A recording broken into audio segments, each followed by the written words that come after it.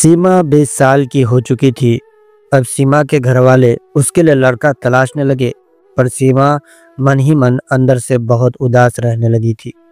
उसके दिल में एक बात थी जो सीमा को सता रही थी। सीमा की माँ उसे इस हालत में देखकर बहुत परेशान रहती थी। वो समझ नहीं पा रही थी कि आखिर सीमा के मन में क्या चल रहा है। तब एक दिन की बात है, सीमा अपने कमरे में बैठे बैठे कुछ सोच रही थी। तभी सीमा की माँ सीमा के कमरे में आकर सीमा के पास आकर बैठ गई और सीमा के सर से प्यार से हाथ फिराते हुए पूछने लगी, क्या बात है सीमा बेटा, क्या हुआ? मैं देख रही हूँ कि तू कुछ दिनों से बहुत परेशान दिख रही है। क्या हुआ? किसी ने तुझे कुछ कहा क्या जो तू इतनी परेशान है? मुझे बता बेटा, आखिर बात क्या है? शायद मैं कुछ तेरी मदद कर सकूं, जिससे कि तेरा मन कुछ हल्का हो जाए। अपनी माँ के मुंह से इस तरह की बात सुनकर सीमा की आंखें भर आई और वो बोली, माँ, दरअसल बात यह है कि मैं कैसे कहूँ आपको, मुझे कुछ भी समझ में नहीं आ रहा है। कैसे बताऊँ मैं आपको कि मेरे साथ आखिर क्या हुआ है? तब सीमा की माँ ने कहा, देख बेटी, तू घबरा मत, मैं तेरी माँ हूँ। तू मुझे निसंकोच बता, बात क्या है? तू डर मत, मैं हूँ तेरे साथ। तब सीमा ने कहा, माँ, पहले आप मुझसे वादा करो कि तुम मुझ पर गुस्सा नहीं करोगी, तो ही मैं तुम्हें बताऊंगी। तब सीमा की माँ ने कहा, ठीक है, अब बता बात क्या है? तब सीमा ने गहरी सांस लेकर कहा, माँ, बात यह है कि कुछ दिन पहले मैं मेरे सहेली के साथ उसके बहन की शादी में गई थी। तभी मेरी मुलाकात राघव नाम के शख्स से हुई। राघव दिखने में बहुत ही स्मार्ट और अच्छा इंसान लगा मुझे।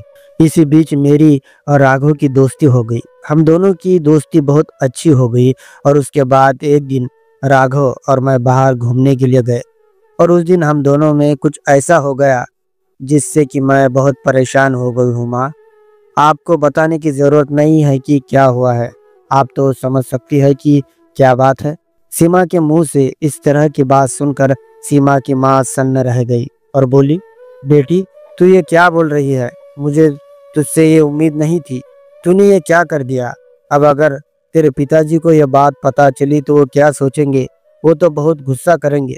तब सीमा रोते हुए अपनी माँ से कहने लगी, माँ, मुझे नहीं पता था कि मैंने कितनी बड़ी गलती कर दी है।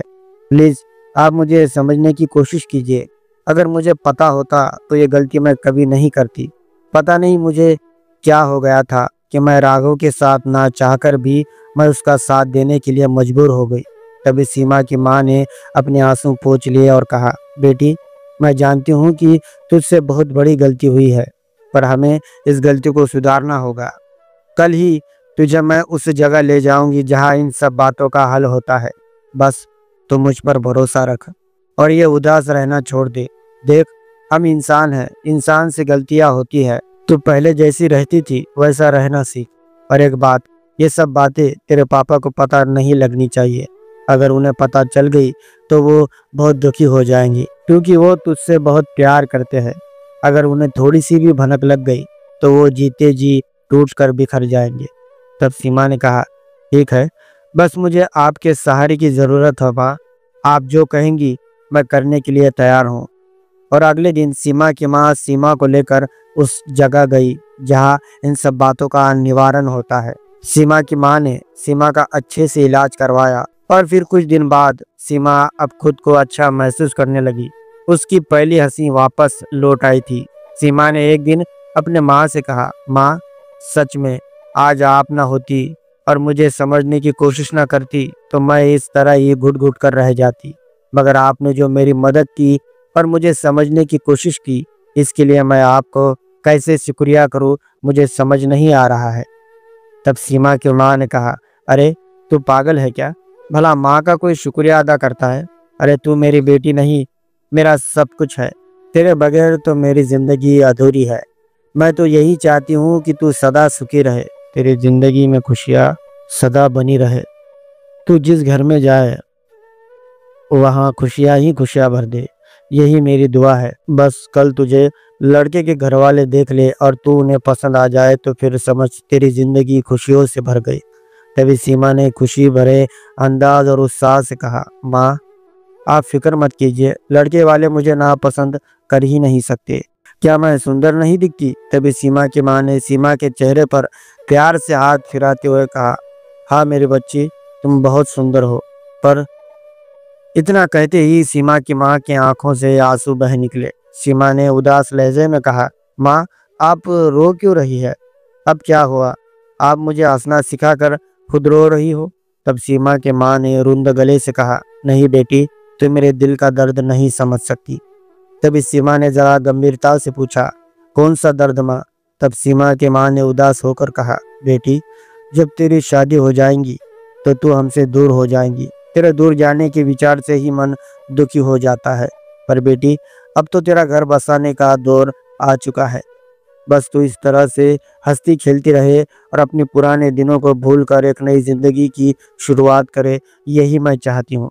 तब सीमा ने कहा, माँ, इस तरह की बात मत कीजिए, नहीं तो मैं शादी ही नहीं करूँगी। तब सीमा की माँ ने सीमा से कहा, अरे तू कैसी बातें कर रही है? शादी तो तुझे करनी ही होगी। तब सीमा ने कहा, अगर मुझे शादी करनी ही है तो आप मुझसे पहले वादा कीजिए कि आप इस तरह से मेरी चिंता करके उदास रहना छोड़ देंगी। तब सीमा की माँ थोड़ा हंस पड़ी और बोली, हाँ मेरी बेटी, जैसा तू कहे। तो फिर चले माँ, कल की तैयारियों में लग जाते हैं, क्योंकि कल हमारे घर मेहमान आने वाले हैं।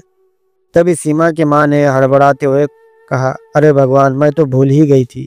ठीक है, तू जल्दी से बाजार जाकर कुछ अच्छी तरह की मिठाइयाँ और कुछ अच्छे तरह के गाजर लेकर आना, क्योंकि गाजर का हलवा बहुत अच्छा बनाना आता है। तब सीमा ने कहा, पर माँ, पापा कहाँ है? पैसे तो लेने पड़ेंगे ना।